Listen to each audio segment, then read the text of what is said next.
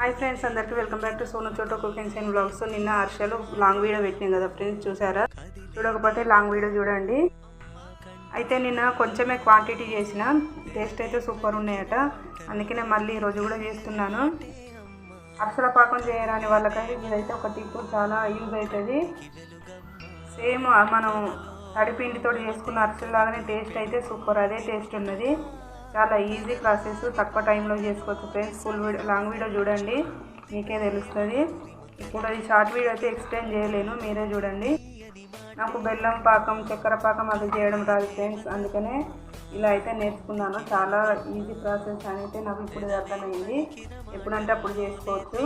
అరిసెలు తినాలని అనిపించినప్పుడు ఎప్పుడంటే అప్పుడు చేసుకోవచ్చు ఫ్రెండ్స్. లాంగ్ వీడియో చూడండి ఒకసారి.